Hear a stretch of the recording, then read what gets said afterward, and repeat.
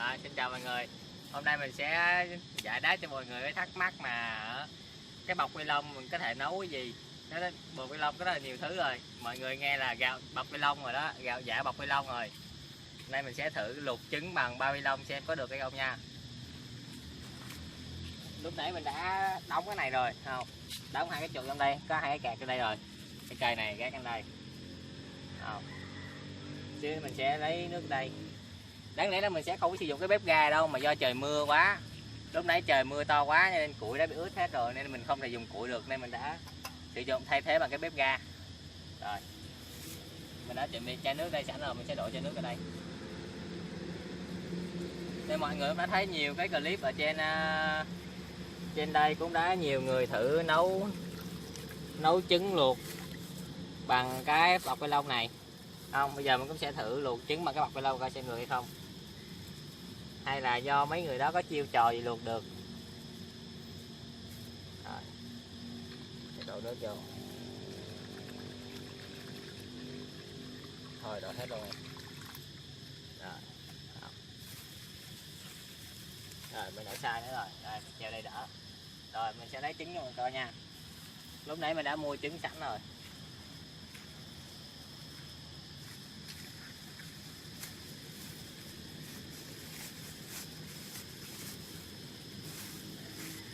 Ở đây lúc nãy mình đã mua 4 trái trứng, đây 2 vịt 2 trứng gà. Bây giờ mình sẽ đập thử coi cho mọi người coi thử là bên trong là trứng thịt hay trứng giả nha. Đây mọi người thấy là trứng còn lạnh nè. Kiểu gì gõ rồi coi. Đây mình sẽ gõ cái trứng này để biết là nó còn sống hay đã chín cho mọi người nha. Mọi người thấy không, nó vẫn còn nè, vẫn còn hồng trong đây là chưa chín nè. Bây giờ mình sẽ bỏ 3 quả con này vô trong cái bịch kia còn lại xem. Rồi giờ mình sẽ bỏ 3 quả trứng này vô trong cái bịch này nha.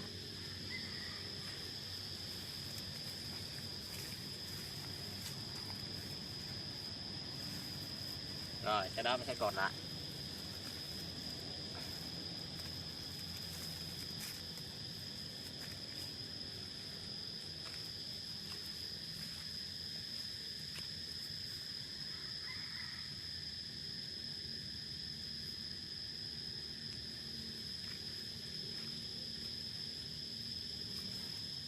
Rồi giúp vào cây này.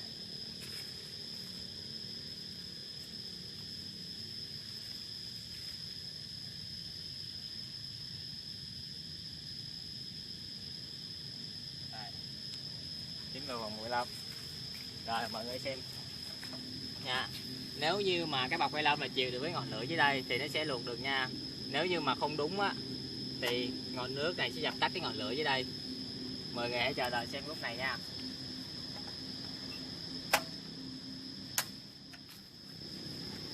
Đây mình đã bắt đầu mở bếp rồi. Rồi mọi người sẽ chờ đợi xem. Trên đây là hơi nóng rồi đó.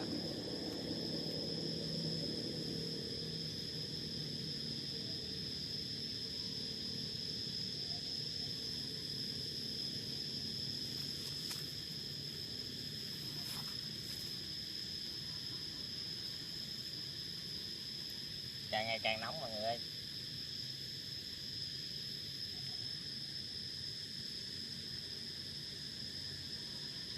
Mọi người hãy ráng kiên nhẫn xem nha, bệt nước này nó có bể hay không, hay là nó sẽ chịu được với sự nóng để luộc cái trứng này nha.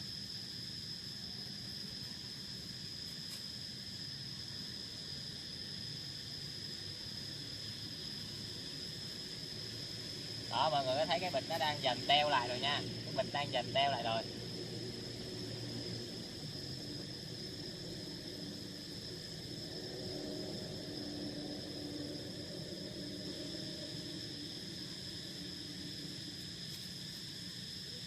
Mình đã thấy những cái phần dư của cái bịch đang bị teo lại. Đây mọi người thấy rồi, nóng quá có thể teo lại nè. Không, đang teo lại rồi.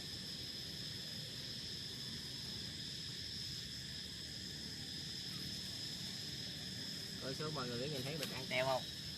Bây giờ mình sẽ kiếm cục đá trên cái bếp cao lên.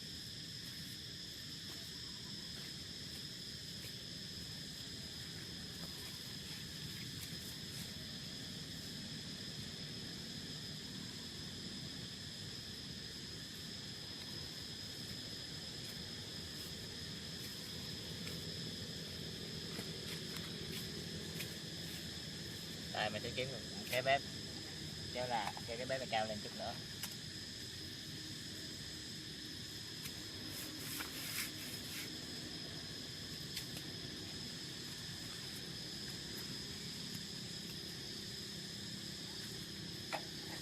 Đó, mình kéo bếp này cao lên.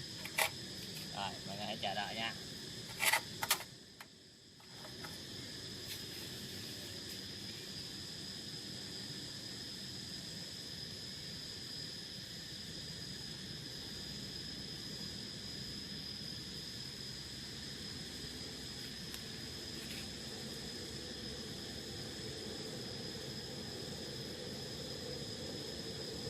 Hơi nóng có bẻ tát đi, không đủ cái mặt này lại. Cái nghiêng cái này qua đây chút. Cái này qua đây chút.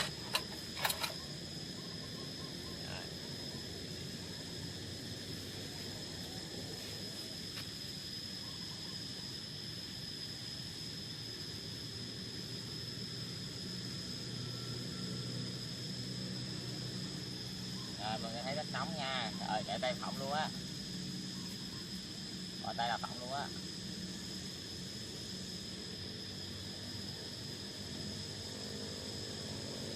Mọi người thấy không, có thể đang cháy nè. Để cho mọi người thấy ngọn lửa. Mọi người có thể thấy ngọn lửa, do có thể là camera của mình yếu quá cho nên sẽ không nhìn thấy được rõ được cái này. Mọi người có thể đăng ký kênh để ủng hộ mình, có thể sắm cái camera mới hơn nha. Đây mọi người có thấy mình để cái củi đây để cho mọi người dẫn chứng nhìn rõ hơn.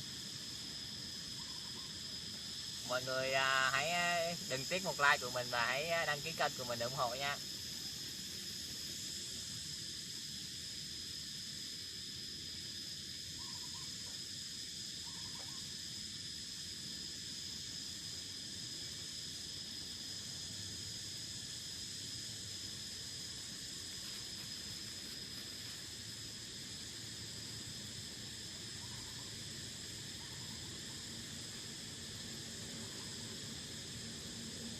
Đây mình đã giật các cái củi. Đây mình sẽ để ở đây xem nè. Không, để ở đây mọi người có thể thấy nó nóng này, nó có thể cháy lên được luôn.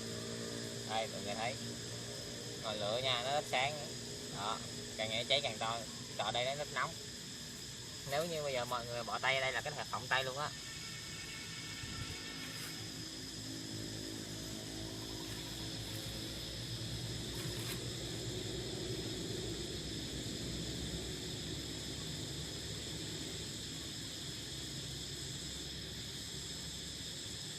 Không ổn mọi người ơi, ở trên đây nó đang sắp, ở trên đây có thể cái quai nó chịu không nổi, cái quai có thể chịu không nổi rồi. Bây giờ mình sẽ thiết kế lại cái quai này thôi, cái quai này sắp đứt rồi. Không phải quai sắp đứt mà cái bịch sắp lủng rồi, cái bịch sắp lủng mọi người ơi, cái bịch sắp lủng và cái sắp xì về xì nước rồi. Rồi gần mấy giây thôi là bịch nước này nó sẽ bao phủ lấy cái bếp ga này luôn. Nhưng mà nếu như cái bịch này đúng không mà chịu được lấy giờ sức nóng của cái ngọn lửa bếp ga này thì cũng rất là hay rồi. Mọi người có thể nhìn thấy ở phía dưới đáy này, mọi người có thể coi phía dưới đáy đây. Đó, mọi người có thể coi phía đáy nó đang bị lủng dần rồi, nước đang bị xì ra. Mọi người có thể thấy không? Nó sắp xì ra rồi. Chỉ vài phút nữa thôi Nghi là nó có thể là dập tắt cái ngọn lửa này luôn đó. Rồi. Không, cái bao lúc nãy sắp cháy rồi, để sửa cái bao này lại để cho nó đỡ cháy cái quai này. Rồi. Quay đầu lại.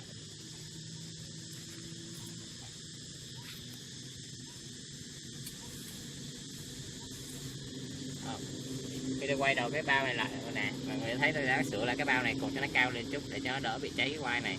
Cái quai này cháy nhưng mà cái bao này vẫn chưa cháy, là nước đang nóng rồi. Thì cái bao này đang bị cao rồi, tôi sẽ nâng cái bếp ga lên thêm một chút nữa. Để kiếm cục đá nâng bếp ga lên.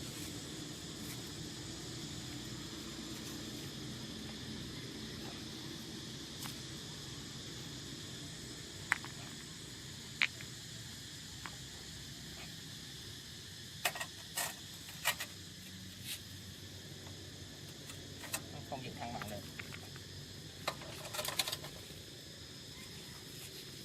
Rồi, kiếm cục đá bự hơn đây, nó không dựng thăng bằng được.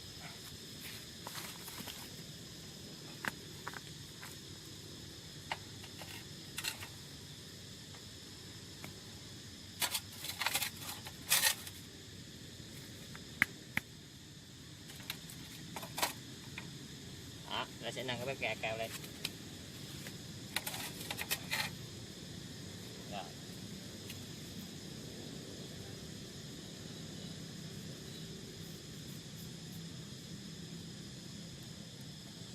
Đó, mọi người có thể nhìn thấy nước nó đang nhiều nhưng mà không biết cái bịch nó có lủng hay không. Hay là tôi sẽ nâng cái bếp ga cao thêm chút nữa để cho nó nóng thêm nhiều hơn.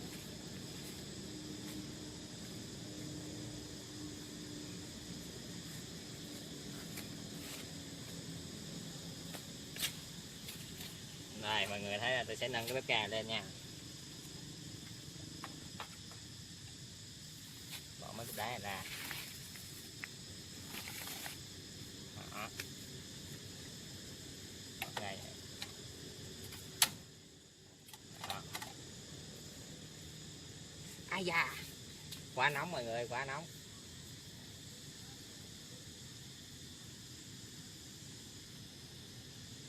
Rồi mọi người có thấy đây, tôi không dám thể nào dám đụng tay đây, thực sự rất là nóng. Có thể là phọc tay vô chơi đây. Cái đường viền chỉ của cái bọc này nè, mọi người có thấy đường viền chỉ của cái bọc này không? Nó đã bị teo rồi này nè. Nhưng mà khi đến chỗ nước nó bị dừng lại, nó sẽ không teo nữa. Đó, mọi người thấy cái viền bọc đó.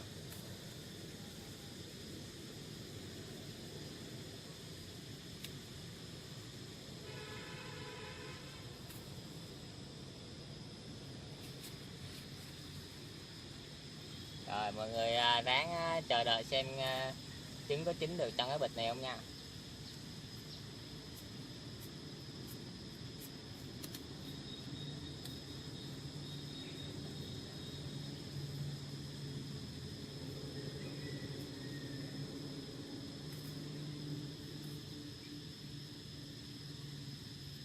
Đây, để thở lại.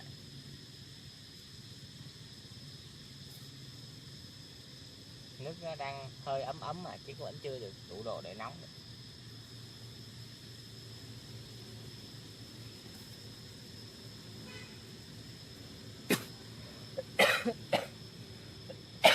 Có khi nào trứng như vậy nó chín ra mị ở trong mà không cần sôi không?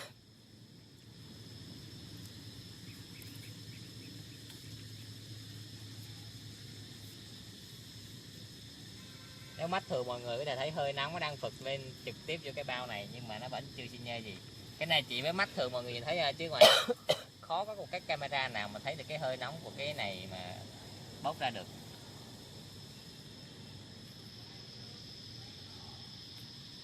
Hình như bao nó sắp xì mọi người à, nước càng ngày nhiễu càng to. Mọi người có thể thấy bao nó sắp xì thì phải. Đây mọi người thấy không? Lúc nãy thì lâu lâu có nhiễu một giọt thôi, bây giờ nó nhiễu liên tục. Đó, mọi người thấy nước có nhiễu liên tục không?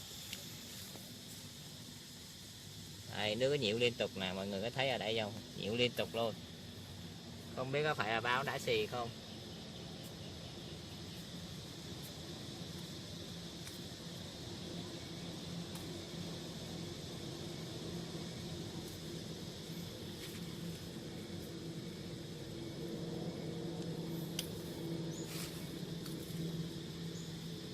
Đang cảm thấy có vẻ rất nóng hay gì đó.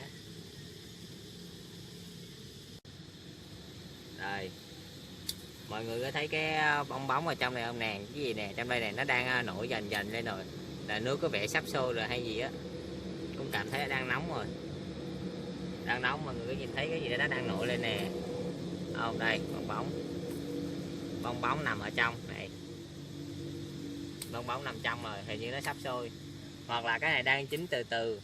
Giống như mọi người đang nướng đồ ăn trong nồi áp suất, nướng chín từ trong chín ra. Là nó chín từ từ chứ nó không chín một lần. Mọi người đã thấy cái đó. Mọi người ráng để xem là sẽ chịu được hay không nha. Và xem xíu nữa trứng luộc trong bọc ni lông này sẽ chín hay là không chín. Mọi người hãy chờ đợi xem.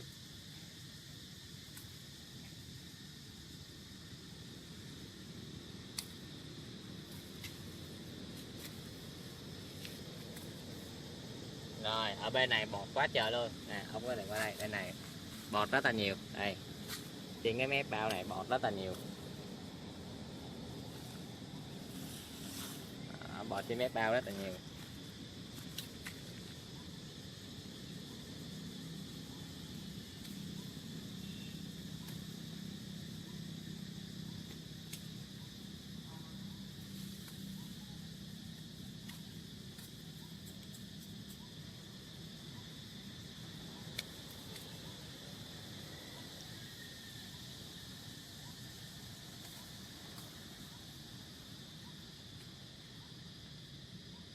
Rồi mọi người thấy bong bóng từ trong trứng nó nổi ra rồi hay gì đó. Tôi vừa thấy những bong bóng nhỏ nổi lên như kiểu oxy, trứng đang thở hay gì đó. Trứng có vẻ đang thở. Có vẻ do camera mình mờ quá cho nên là mọi người có thể không thấy được cái bong bóng nhỏ đang nổi từ trong đó. Bong bóng nhỏ đó. Tại vì tôi ngồi đây nên tôi thấy nó quan sát nó rõ. Mọi người hãy ráng để ý xem, có vẻ ở trong nó đang nổi bong bóng nhỏ. Đó, mọi người có thấy không? Nó đang nổi bong bóng nhỏ ở trong. Có vẻ như là trứng nó đang chín dần hay gì đó. Đang bắt đầu nổi từ từ ở trong quả trứng rồi. Mọi người hãy đăng ký kênh để ủng hộ nha, để có thêm kinh phí sắm cái camera mới để quay cho mọi người rõ nha.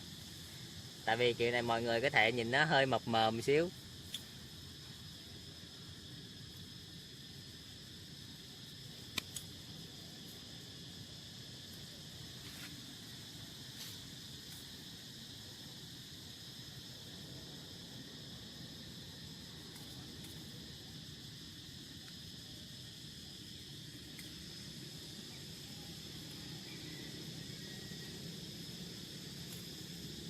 Nước bên nóng quá rồi mọi người, nóng quá.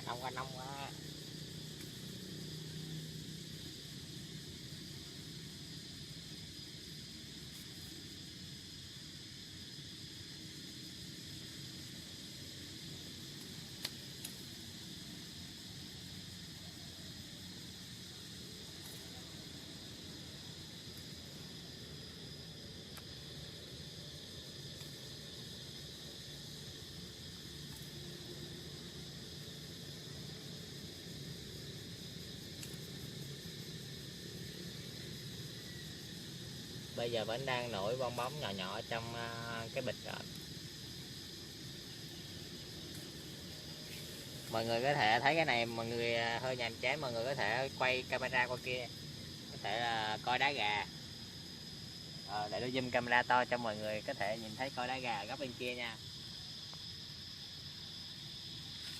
Đây, mình đang làm đây nhưng góc bên kia mọi người có thể thấy là coi như kiểu đang đá gà. Mình không thể nào dám tới gần vì gần là nó đánh bể đậu. Mọi người có thể thấy đó là đang đá gà, mình không để cho chiếc con gà được.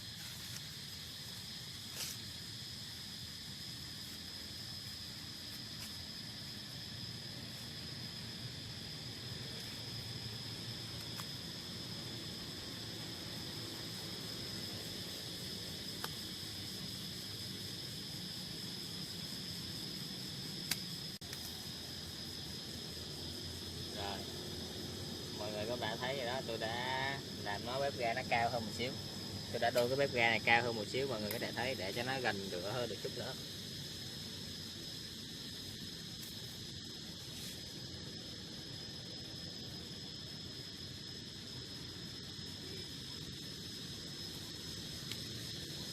Đây, đây bỏ cái cây đây để mọi người thấy nó sẽ cháy cái cây này lên luôn.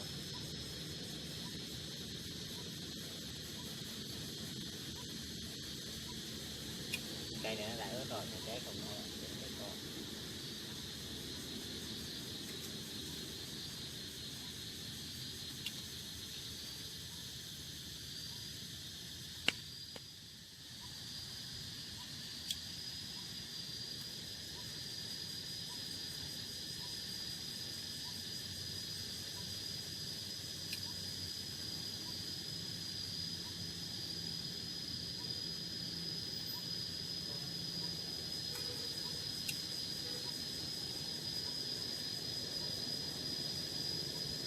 Đó, mọi người thấy nó rất là nóng rồi. Nãy giờ cũng đã nửa tiếng trôi qua đó mọi người, mà cái bọc này nó vẫn chịu được nửa mà bọc được nước, có thể chịu được lửa nửa tiếng là đã rất là hay rồi mọi người. Nếu bây giờ quả trứng này mà luộc trứng chín ở trong cái bọc này cũng là xảy ra một kỳ tích lạ thường luôn.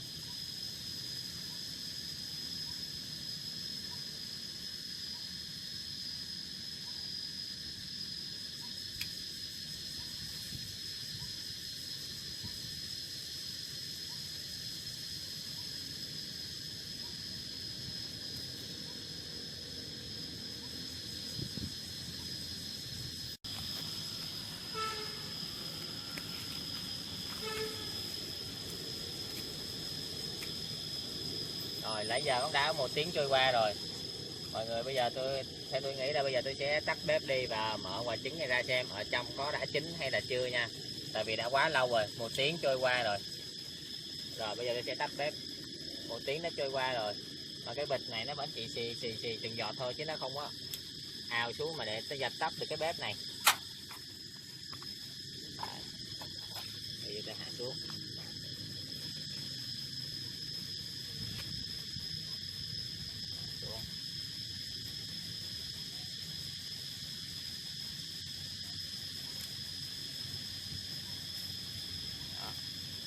Thấy đây rất là nóng luôn.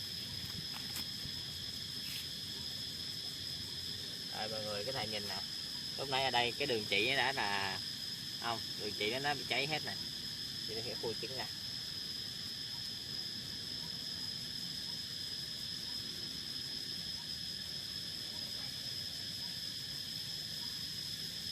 Nóng nha mọi người, xả này ra chút, đổ nước đi đã.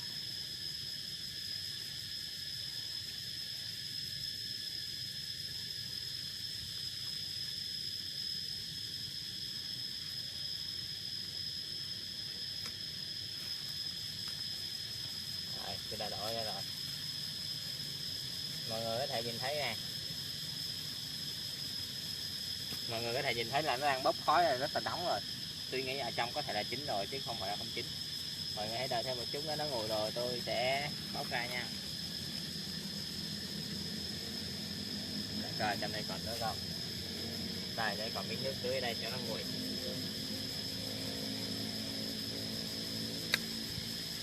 Rồi đã hết nước rồi. Bây giờ tôi sẽ thử cái trứng gà, đập cái trứng gà ra coi.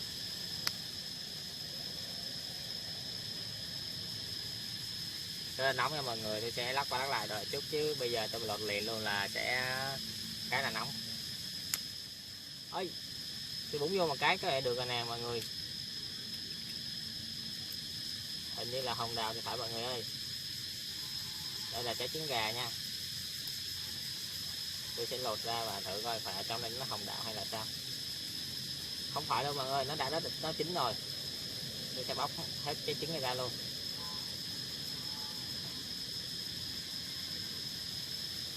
Nó là hồng đào thôi, nó chín nhưng mà nếu trái trứng kỹ á, trái trứng mà chín kỹ á thì mình lột cái vỏ ra rất dễ.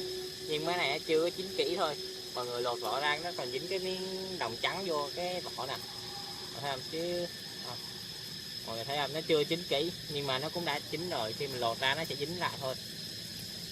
Đây mọi người thấy đã chín rồi. Lột vỏ hơi khó thôi, tại vì không có kỹ.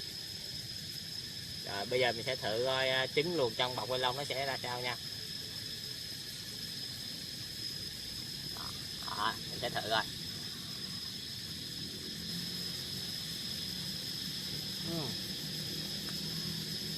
Để mình sẽ làm lại thêm một lần trái trứng này coi cho mọi người thấy thử.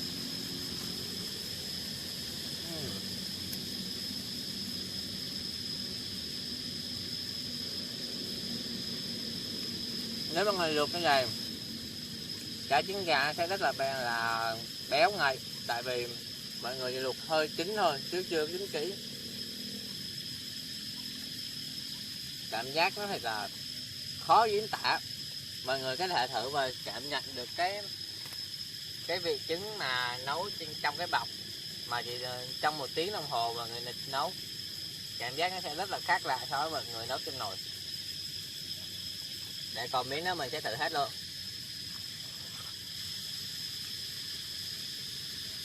Rồi, cảm ơn mọi người đã ủng hộ kênh của mình, nhớ đánh xem và đăng ký kênh của mình. Chào mọi người.